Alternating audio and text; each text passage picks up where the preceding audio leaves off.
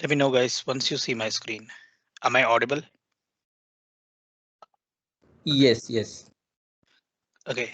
Am I audible? Could someone confirm on that? Yes, yes, Krishna. yes, Yeah, yes. yeah, we can hear you. Okay.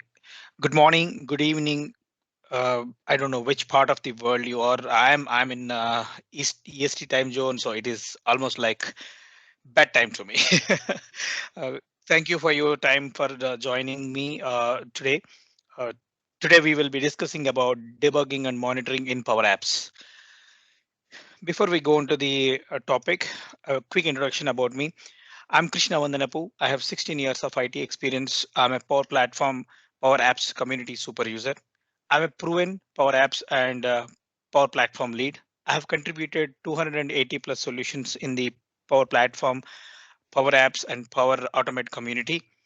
I am a speaker in Office 365 local user groups events, and recently I have started a YouTube channel as well.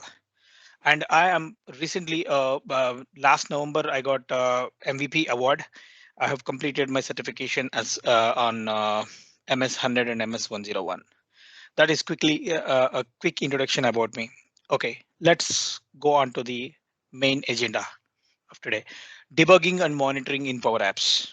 Before we go any further, what is a debugging and monitoring? How to enable monitoring in Power Apps? How to debug a Power App in development, production, and UAT environments? Last but not least, how we could collaborate with QA team to reproduce the error on published app. Okay, these are all the topics we will be discussing today. I am going to come to a basic to basic. What is debugging? Why do we need debugging? And what is monitoring?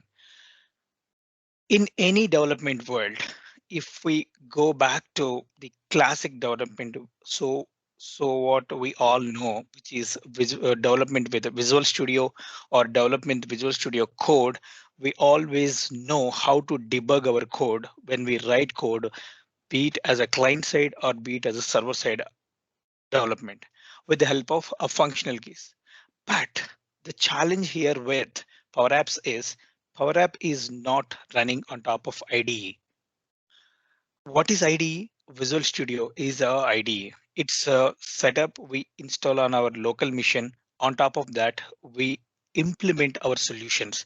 But whereas into Power Apps, we don't have a specific IDE. How do we implement Power App is by going onto a website called make.powerapps.com. We'll implement there. If we start using functional keys, it works against the browser rather than working against the code, whatever we are implementing. Yes, I agree. Power Apps is known for low code, no code. Then why do we need debugging, Krishna? Though it is low code, no code, when we communicate with the data sources and when we do perform some formulas, we have to understand whether my formula is executing successfully or not, whether my data is coming properly as per my query or not. This kind of understanding we have to have before I ensure that my app is up to the mark or up to the user requirement. So this entire stuff, when I encapsulate, I can call it as debugging, meaning that I'm ensuring my data is accurate as per my need at any point of time. And I'm ensuring that all my formulas are performing right job when I'm performing some math operations. If I implement an app related to finance or related to any other vertical, that is all comes under debugging. Okay, I am debugging, Krishna. Then what comes monitoring? Monitoring means that I am doing a over shoulder business, meaning that I'm literally not touching my system, but I'm just looking over somewhere to understand is it working properly or not. To take a typical example, when we install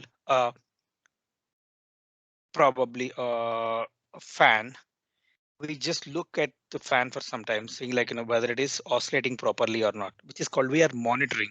So On the same similar hand, what I mean here is when I deploy the code for UAT or SIT or production, all of a sudden user or testing team had come back and started giving me an update saying like, Krishna, so and so operation is not working, so and so functionality is not working. So I should monitor whatever the update I got from QA is right or not, whatever the update I got from my end user is right. I have to monitor that, which is where exactly the monitoring comes into picture. Early January 2021, Microsoft had made monitoring and debugging as general available.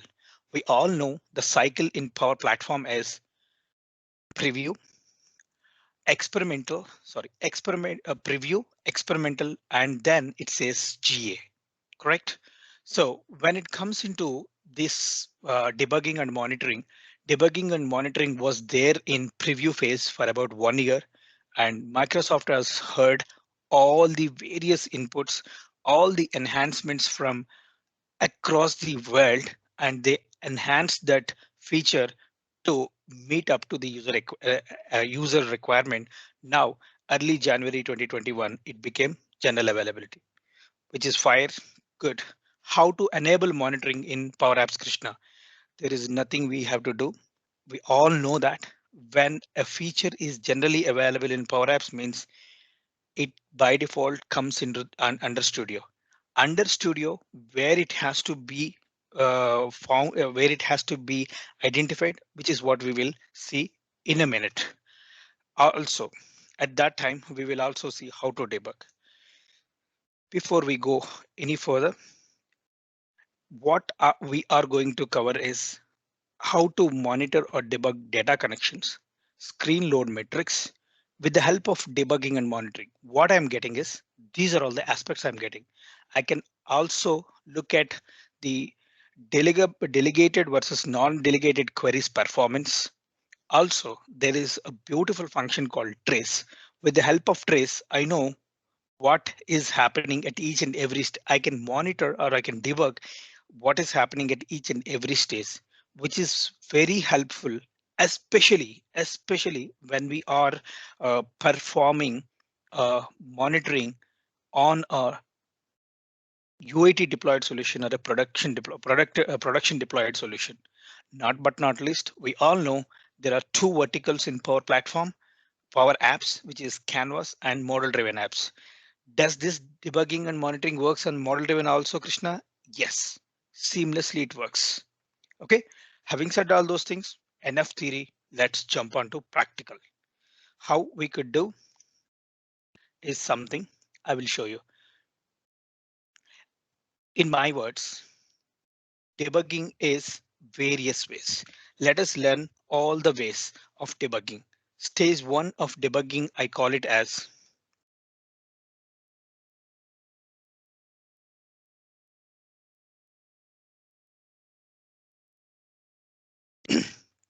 this is what is our Power Apps Maker Studio. I'm creating a table layout app. While I'm creating, I just wanted to show you where this debugging and monitoring comes into picture. When you come on to the left rail under advanced tools, this is where exactly the monitoring will come into picture. When you open monitor, it will show you what a monitoring screen look like. It comes as a new tab and it shows you various key elements as part of monitor. They are at what time the element or event occurred, what is the category of this event, and what is the operation as part of the event which it is debugging slash monitoring, and what is the result of that, and what is the result info, which we will understand in a while, and what is the status of this particular call or event, how long that event took place, what is the data source, is it communicating with a SharePoint list or a data was table or to a SQL table or to Oracle database, whatever it is, I can see here as part of data source. If it is not any data source, if it is part of the screen, it shows what we will see that also. And what part of the control, whether this event occurred on top of a button or on top of a combo box or top of a drop down. That is that is what it shows. And what property I'm invoking, as is it a on select property, on change property, what property it is doing. Last but not least, what is the response size when I am doing a operation against a database or like a data source. I will definitely get a result set, right? So result set will have a particular size. It could be MBs or it could be KBs. So it will show you that. So this is the exact this is how a monitoring window look like. Last but not least, the beauty with the monitoring is I can see details of each and every activity or transaction transcript details as part of my right window, which shows as what is the details of that each and every trigger slash action. And also if there are any formulas in that action I can see. And we will get two more tabs. If it is a real event, it is by default it's a blank, so it is not showing anything. When it comes to the real monitoring, it will show you two more tabs which we will see in a while. Last but not least, what is this invite, Krishna? I request you to hold on that. We will understand and we will do that in a while. So this is how a monitoring window look like. Any questions on this? No questions so far. So questions we maybe discuss at the end actually. Let's continue. Okay, great. So now, a simple, very generic operation we are going to perform. The basic operation we all need is we wanted to know who is the manager of a logged in user or a selected user. Okay, we all do this what you call email leave functionality or uh, expense approval functionality, which is very common, or like project delegation also we implement every here and there. Everywhere what we need is we need to get logged in logged in or provided user manager details, correct? So that is what I'm going to do, and I wanted to show you how we can debug that piece if there is any issue. Okay, so the first piece what I'm going to do is I'm going to use this text box to key in the username, and on button click I want to get the manager name or manager email of the given user and show that as part of the label. Okay, so on button select, what I wanted to do, get the user details. For that I need to connect Office 365 user connection. Office 365 user connect, I did that. Now on select of that, what I have to do is first I need to get the user profile. How do I get the user profile? Is Office 365 users dot search user of search term. The syntax for this search user function is we have to provide the search term. The search term here is my text input dot text. When I do this, what it will do is it will give me all the users. And if you notice here, I will get the first approach of debugging. If you see, I have highlighted this formula. As soon as I highlight, it started showing me a quick preview. It is a preview and it is showing me what is my return type. So which means that if I'm not getting any data, the first way is just highlight the formula. It will show you the preview then and there. Now let's see what exactly it shows as. Now if I give my email ID as the user and when I click on button and if I go to the same thing now, and if you see here, I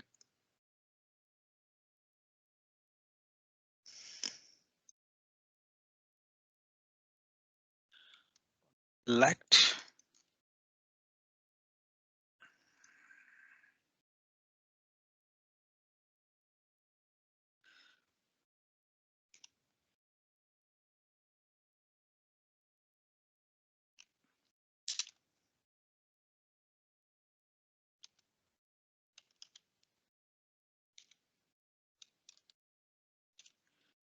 I'm just updating into a variable.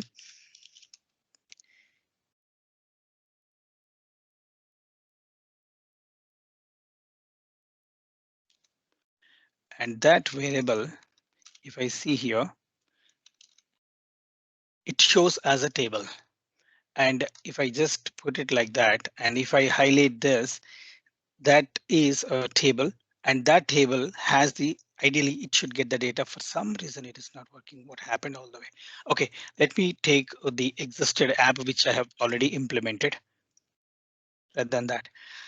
So as part of this on button click, what I'm doing is first I'm getting the user details for the given text box from the given text box search user, and then I'm putting into a collection. The reason why I'm getting into collection is the result of this is a table. Table I'm pushing into a collection, and then I'm getting the first of that. If this is here, I'm doing exception handling. Is error.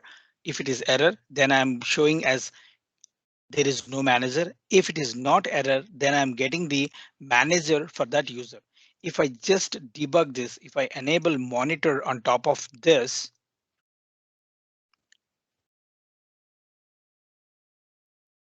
and if I just play the app, if you notice here, there is no event as part of the monitor or debugger.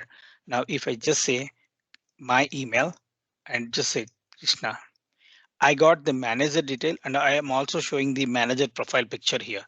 And if I go back end, it shows each and every event what I have performed. If you notice here, the first event is user action, which is selected. What is that he selected is, if you see here, on select, and it is a text box.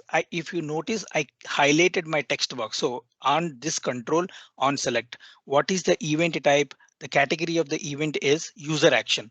But if you see here, this is a function. This is a function. What I am doing is the formula inside that function is this. And next one is a network call. If you notice here, I can even filter out even filter out what type of calls I'm interested in as part of this. Now I'm filtering out all the network calls, how many network calls I'm making to get my manager details. Or there are three network calls I'm making. The first call I'm making on button click, which is this formula, and the second one is to get the image. The beauty with this is it also shows which part of the formula it is executing, and also it shows what is the request. If you see, the request is going like this, and also it shows the response. And as part of this response, it shows the response result is 200, which is a success case, and the duration it took 202.73, it is milliseconds. And what is the type of my result is JSON. And if I expand the body, it clearly shows how it is going and how the result is coming back to my call.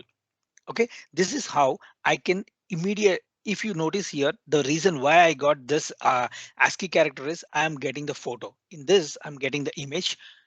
So what it is coming like this. And if you see the response size, this response size is high, and the response duration is clearly showing here.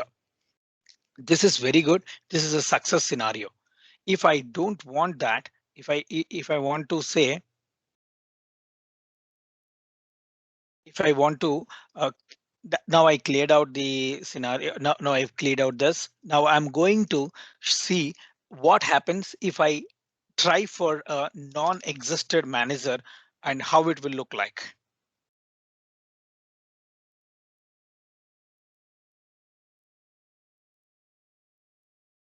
Okay, if I click on this, I got a error message here. And if I go back end, it clearly shows these are all the failed events, because for Mr. VSP Nath, which is Sai Prithvinath, I don't have manager associated. But since I'm handling exception with the help of is error, it had shown this error message. But why the exception I got? What is the exception? If I come here, it clearly shows what is the error. The error we got for that call is the manager for that user was not associated in the AD. Let us go and see whether it is right or not. When I go to portal.azure.com,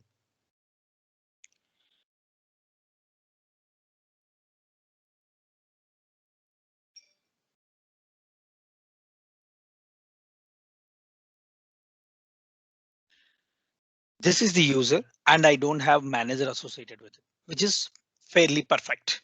This is what. So with the help of debug, I know what is the what is the exact error or exact exception I'm getting on my each and every call. And also, if you notice here, this is showing a message called result info. This is the result success or failure. But whereas result info is giving me additional information, how I'm getting this additional information? If I go to my code, there is something called trace. I'm adding debug user. Which user is this? So what the trace does is it add a event on my monitor or debug trace log, which is exactly what we do in a classic or authentic development pattern. We add events in the log, right? Which is what we can do even in Power App also. Another thing is once we are done with this, I can always download my entire transcript by clicking on download, which downloads in a JSON format. I can provide this JSON to my developer stating that, hey, this is what my issue is. You can please go through the JSON and understand why the issue is occurring with my account. Most of the times what happens is while we are implementing the app, we implement the app with a service account, uh, especially when we do with the backend database as a SQL or a third party database. But when we forget when we deploy into production or when we hand it over to UAT, what happens is UAT user might not have a complete access like the way how the service account is having the access on the data source. But that time, how do I monitor? How do I debug the issue when I push it onto U8 or SIT? How do I do that is, as I was saying, invite, correct? This invite is to provide that, hey, I'm experiencing this issue. The beauty is with this debugging and monitoring is who all can see that is when I go to here, I have shared my app with, say like, uh, I shared with Mishra, or I shared with Sai. I see Sai Gopi in the audience, so I'm just taking random names. Forgive me on that. So what they can do is, whoever have access, they always see a option called monitor on a published app. Now we know any questions on how to debug at the time of development. This is the way we can debug the development. And then before I go on to published app, I wanted to show you one more scenario.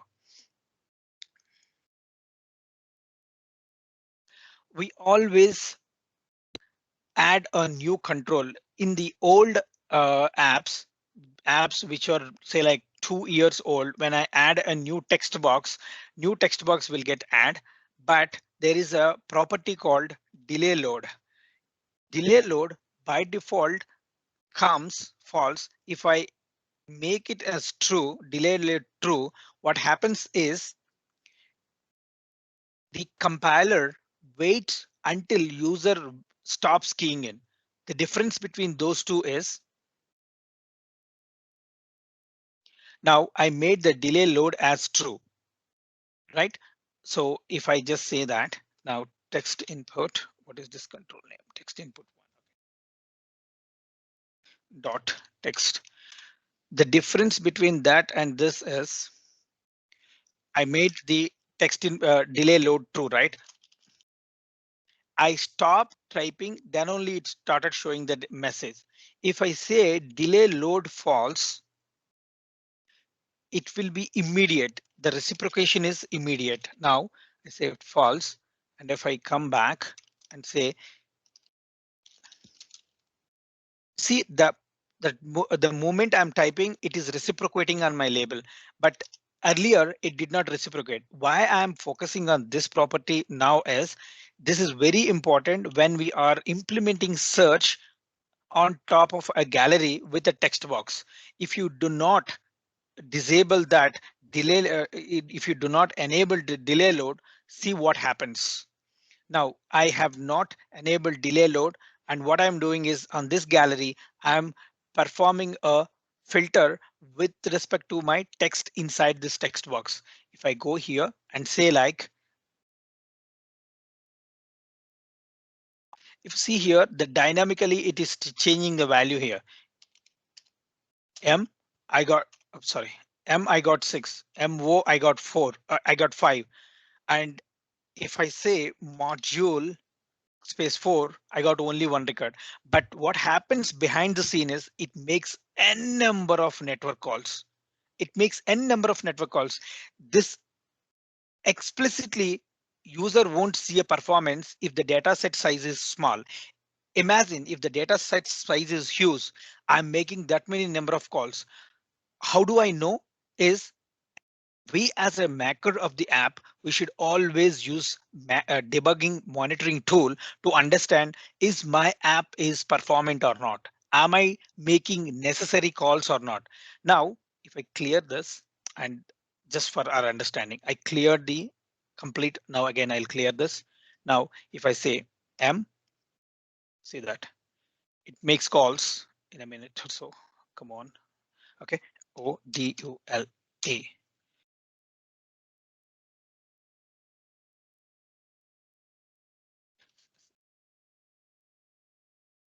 So this every time I key in, it is making this many number of calls. Ideally, how many times it should make? Only after I complete my key in. If you see how many network calls I'm making,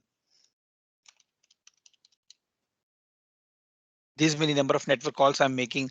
And if you notice here, every time I'm wasting this many number of milliseconds because my data source is tiny data source. I have only 20 records. Imagine my data source has 20,000 records. It will take solid time to show the data on the app as part of my gallery. And if I just disable that, if I enable the delay load as true, and if I clear the monitor, and if I just go here and I say sample, and if you see, network calls will go down. And if I come again and say module, network calls went down, it goes drastically down.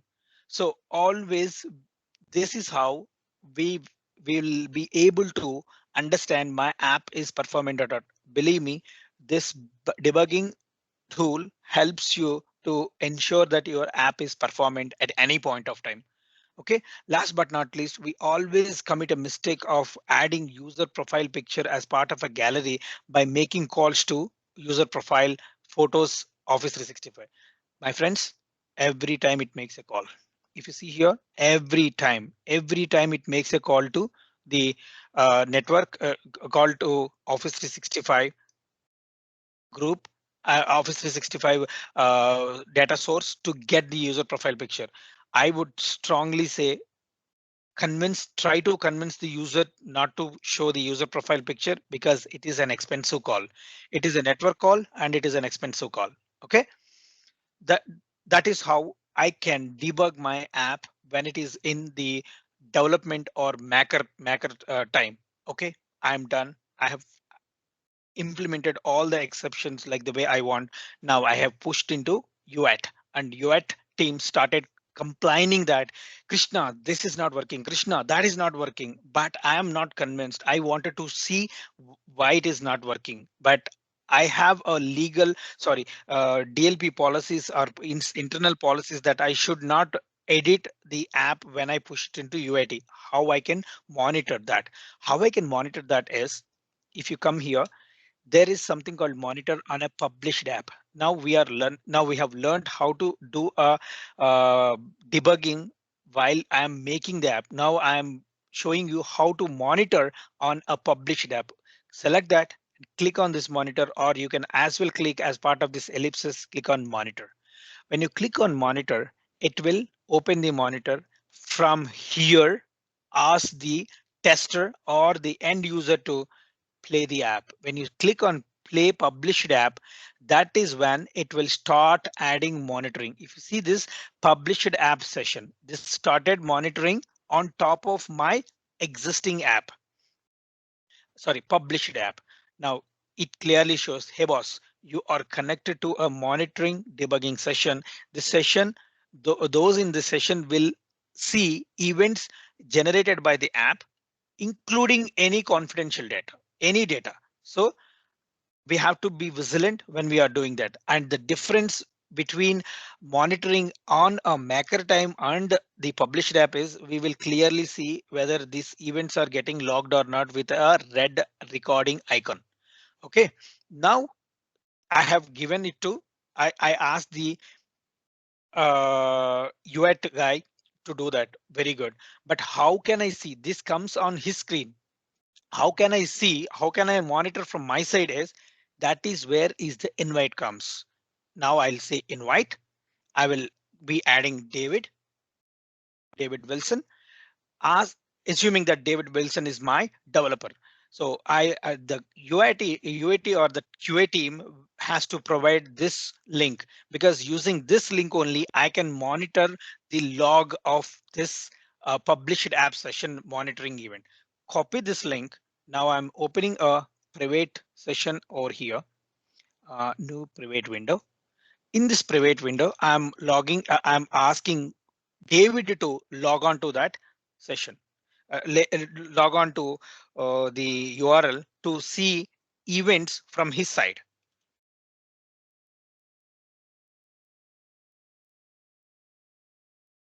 Now David is logging from his mission, assuming since I'm impersonating, it is as good as logging from his mission. Okay.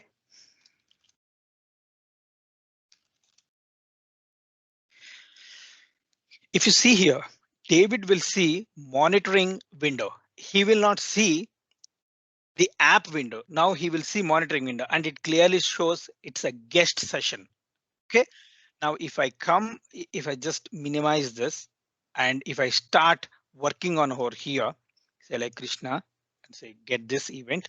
And if I come back to this David's, if you see here, whose session is this? This is David's session.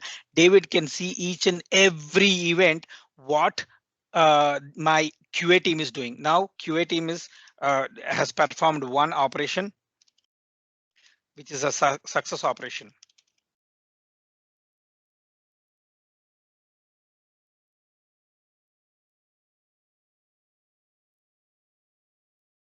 Now I got a failure operation, and if I see, David can see, oh my goodness, there are some events which are getting failed for Krishna's login, Krishna being the QA, and he can also see what is the result and what is the response of that.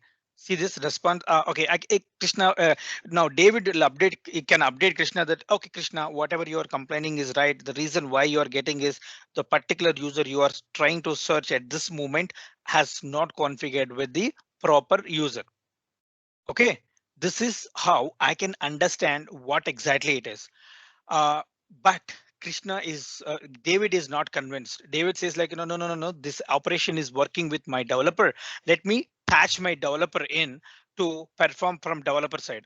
What does that mean is now this session is working with Krishna. I can also run another session on the same time with another user to perform. Now what happens is if I just go here, I'm adding Ron. One key point here is whoever is working, whoever is getting invited should have access on the app.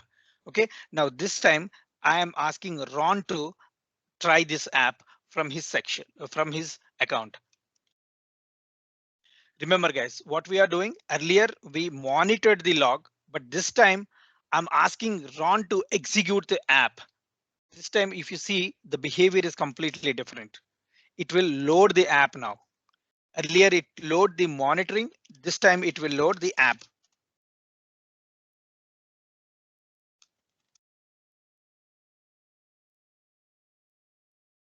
See that it is clearly showing, hey, Ron, your joining a session which is in debugging. Are you willing to join? Yes, Ron said join. Yes, I wanted to join. I wanted to participate. If you see here, the difference between the previous link and this link is previous link I have provided with invite, which with that invite, that user can only see the monitoring log. But when I say connect user, that gives me an option to run the app with a different section as part of the same monitoring time. Hope that makes sense to all of you. Now, if I just try with Krishna account here, and if you go back and see the monitor, it clearly shows I am adding each and every time who is the logged in user. If you come here, it shows that who is the logged in user. Now my session is running with Ron. Earlier, my session was running with Krishna, and before session running with before running with Krishna, now it is running with Ron session, right? Now I can clearly see that. I can clearly see as part of my log event because on app start, I'm adding who is the logged in user. Now with the help of trace function, I'm doing that. Okay, I can see that details clearly here as the message here. Now, if I try that executed properly. And now I'll ask Ron to try with VSP now. Is it working for you or not? Can I say click get manager? Now it has got error. Now I can confirm that, oh my goodness, it is a real bug. Even it is not working with my actual developer who had implemented the app, which is none other than Mr. Ron. Okay, we will take this as a bug. This is how I can seamlessly able to debug my app, whether it is in a macro time or UAT time, even on the production also, I can I can monitor my app with the help of debugging and monitoring on a Canvas app. Okay. Next comes into the next stage, which is the model driven app. How I can do model driven app? Let me go on to a completely working model driven app, which is Power Platform admin preview. This is a center of excellence tool I have configured on my tenant. And in fact, I have made a video how to configure COE on my channel.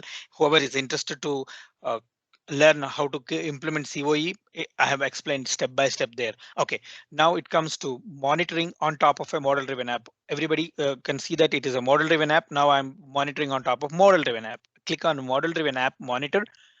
And from here, the same old behavior, I have to see it clearly shows model driven app session. This is and click on play model driven app.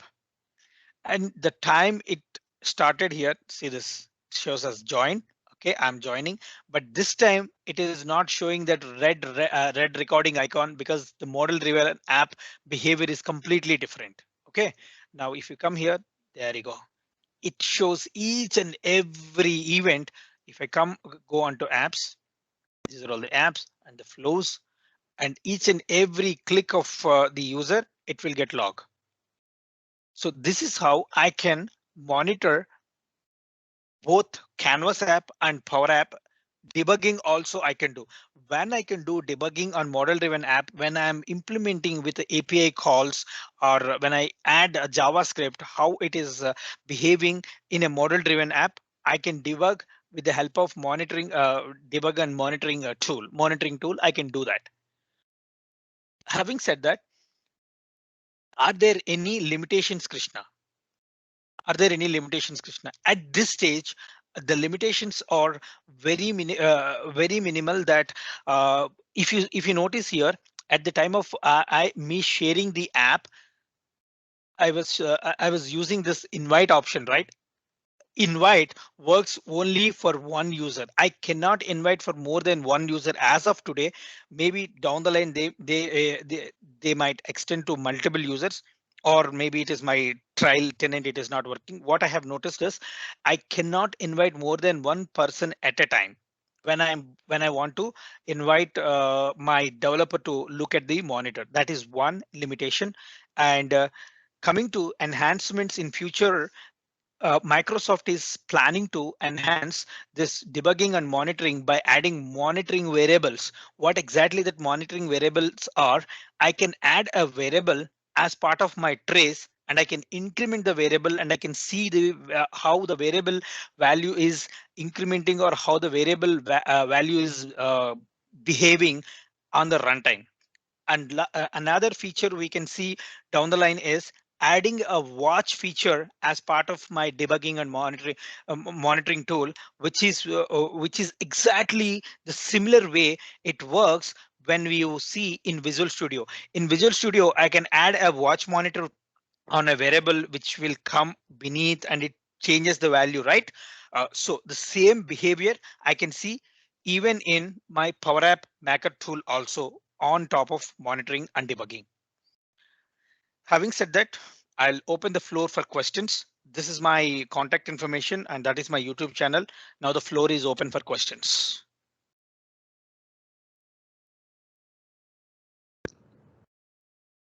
Hi, Krishna. Hi. So we have one question from Sexavali Mohammed. Question is, what would be the advantage of this debugging when compared to Fiddler debugger? Fiddler is not handy when I say Fiddler is at the browser level, not at the what you call tool level, right? Browser level Fiddler works. If I see Fiddler, it works at uh, Google Chrome at one way, Explorer another way, right? So, but here it is out of the box monitoring, which logs even out of the box events also. I am not very familiar with Fiddler. Fiddler handles user selections? I'm not quite sure about it. But here I can add the event logs, everything.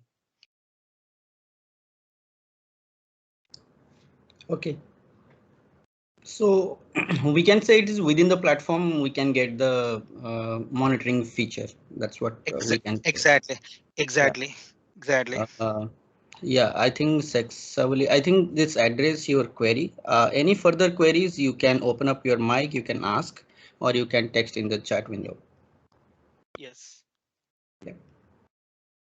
Mm, Thanks, Krishna. Thank you. If anybody have any questions other than monitoring debugging also, you can ask me. I'll try my best to answer your questions.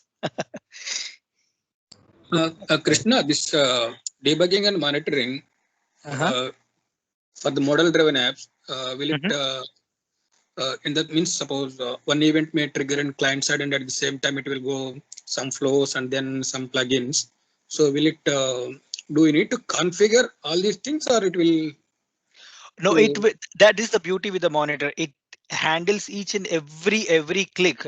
Only one thing you need to configure is this trace function. If you want to understand who is doing that, just add a trace there in Canvas. In model driven also, I believe trace works. I did not try trace in model driven, but I heavily use trace on Canvas apps. even that our server side code also having a trace API class, no? Those also will come into Yes, yeah. exactly. It goes to monitor. It goes to monitor. You're right. So just one more question on top of this. That what are the trace that line is added? It's just trying to understand at which functionality we are adding the trace, or like how is that? Uh, think about this. Think about like this, Ajay. I know that. Okay, I have deployed code on January. End of January, I'm on vacation. Uh, I say like, I'm taking Mr. Avinash name. Avinash had modified some code and Avinash don't want to disturb existing code. So he can say like, he will added a new block of code here. And he will say like, this is my code. So to understand till what point the code got executed successfully. Example, in our Visual Studio, what we do F8, F9, F8, F9, F8, F9, right? So if we want to skip a set of commands, I can skip. But here there is no way for me to understand up to what extent the code is good. So I can write say like, okay, creating collection completed successfully. again, now once I'm done with my if condition completed, I have to understand I'm tracing each and every step. Typically speaking, I'm tracing each and every step. Yes, I mean, like each and every set of block of code, like we're just trying to at which step we are. Okay. Yes, Krishna, yeah, in addition to that one, in real time, if you, what is the performance hitting? Suppose ideally we should not enable debugging and monitoring the production level unless otherwise, if you really some bug is found or something. Is it like on demand we can enable and disable, or if you on production, if you keep on enabling this debugging and monitoring, is there any performance issue? Very good question, Venkat. Uh, there is no limitation that you should not enable, because there is no performance, zero performance, because it will only log this monitoring only when you enable monitoring tool. Unless you enable monitor, it will not log. It will only run the code, but it will not log anywhere. So coming to your second question, associated question, is there a way to incorporate this trace on fly? Unfortunately, no. Unfortunately, I cannot inject a trace on the published app. Did I answer your question? No, means in product means see, ideally in production we won't enable that debugging and monitoring, right? So means like for end users. So this debugging and monitor for I hope it is majorly for whoever the developer or whoever having system admin level access. As of I know, whoever have whoever got shared this app with, everybody can see monitor on that app. They don't have to be administrator. They don't have to be administrator. Anyone who have that app got shared, they will get it. They will get it. Oh no, sorry. Only the co-owner will get the monitor. Sorry about that. Yes, only the co-owner will get. The regular user will not get monitor. Correct. Okay, that's good. Yeah. Any other questions? Thank you. Your questions are really good.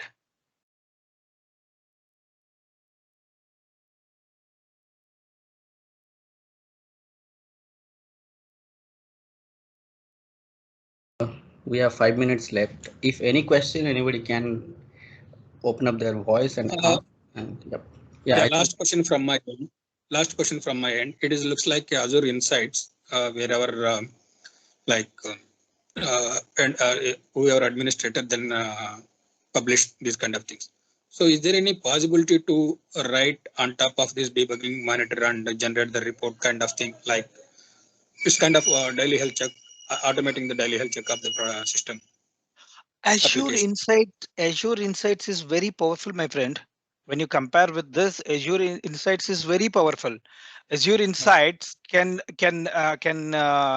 understand what are all my okay. Assume that app has 7 screens. Out of 7 screens, users are using 4 screens heavily and 3 screens they are not using at all. Using Azure Insights, I can understand that. Okay, when I go to the app analytics under Azure Insights, I know that what are all these screens they are using heavily, what are all the screens they are not using. That level of monitoring I cannot do at the monitoring and debugging. Azure Insights is very advanced when you compare with this. Okay, yeah.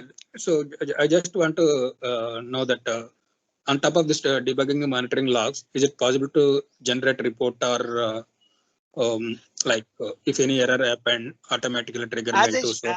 As I had shown, they can download this transcript and they can share the transcript to the developer. They can download the transcript and that transcript can be opened by developer. It shows as a JSON, and JSON can be opened and they can see that. Yeah, Krishna, I understood that one. It is a manual one. Is there any possibility to automate or like suppose? Unfortunately, no at this stage. No at this stage. Yeah, thank you. Good. those who are interested to learn some more scenarios, on my YouTube channel I have explained debugging and monitoring. There I have covered some more scenarios. Okay. If you have any questions at any point of time, you can contact me on my on my Twitter, contact me on Twitter and LinkedIn. Mishra know that how prompt I will be. Golaknath Yeah, knows yeah. that how prompt I will be. Yeah, actually we posted in the chat window also. Anybody need link, directly they can click on the link and they can just have Yeah. save it, or it can reach to Krishna. So yeah, that should be fine. If anything, any queries, YouTube channel also we posted actually. Nobody Thank you. can Thank you. that. Thank you. So I think there is no further questions. We have 2 minutes left. Okay, before we lapse on the time, thank you so much, Golaknath, for the follow-up. You were very supportive and for following me on that LinkedIn very promptly. Thank you so much for the opportunity to speak. Hope you guys enjoyed the session. If you have any questions on this session, feel free to connect me. I can help you on that, on your Yeah. questions. Okay, I would like to thanks Krishna. Actually, I think most of people don't know. Actually, Krishna's time is I think it's 11 p.m. right now. Yes, 11 p.m. Yeah, night. it's 11 p.m. night. So thank you so much. Actually, it's even too late. At around 10 p.m. we started. So, but still you supported. That's I would like to thank you for helping us and joining to our this session, and hopefully we will see few more sessions also. Sure. I think there is no further questions so far. We have 1 minute left to close this Yeah, session. hi guys. Hi guys, Kishore here. Okay. Yeah, yeah, So, yeah. You can ask yeah, questions. yeah. So I would like to thank you both of you that this is a great session I had.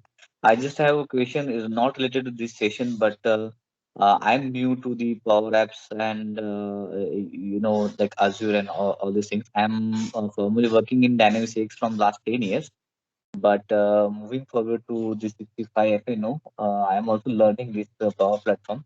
So can you suggest any like some session or any something like videos or something from that I can Uh, learn more on Power Apps. I always suggest spend at least half an hour to 1 hour of your time in a week on the Power Platform, Power Apps community. I have learned all my knowledge from that community. Community is the best place to uh, teach, Um, best place to learn. I am a community baby. I am happily say that I'm a community baby. Even today I always go to community at least half an hour daily. Go there. Great. That is the best place to start. Okay. Apart from that, you can see I'm not promoting myself. You can see my channel. There is another channel called Reja Durrani, who is a reputed MVP. You can see his channel. April Denham, Daniel Christian. There are so many other Great. and Shane Young. All these are famous channels. So you can see that Deepak Srivastav. All these are all various channels. You can go and see that.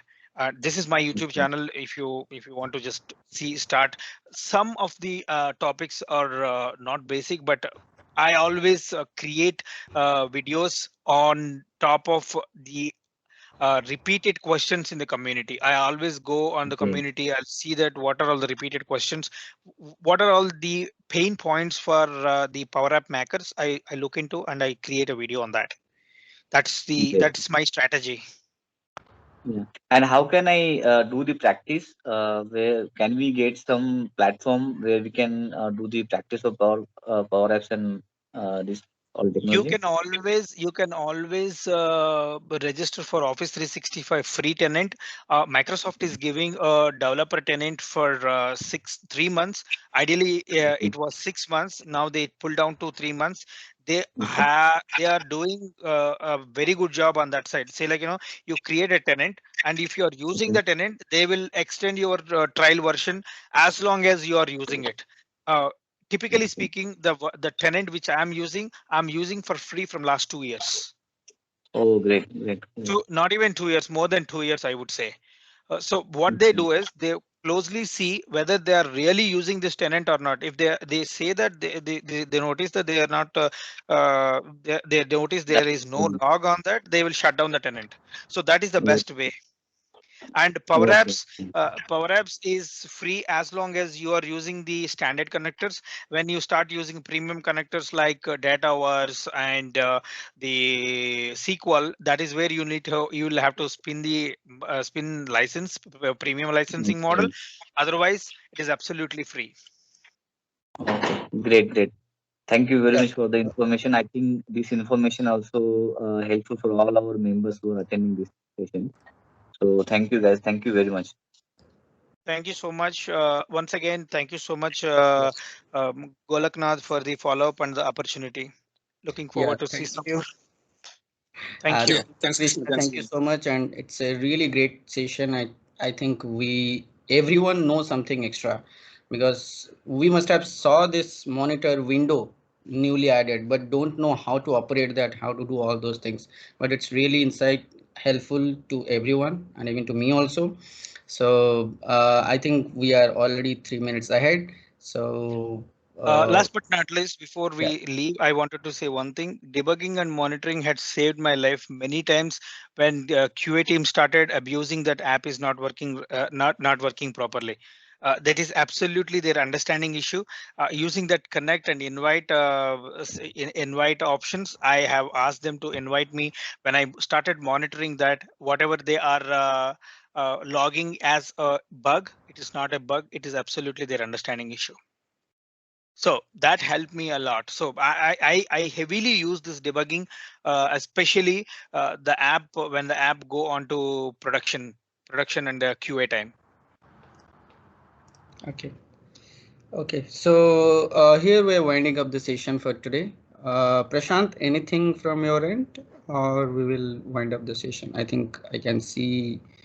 I just wanted to say thank you to Krishna, and we really appreciate your time, and it was really insightful. I was aware of monitoring, but not the debugging one. So yeah, it was really helpful. Thank you so much for your time. Thank you, Prashant.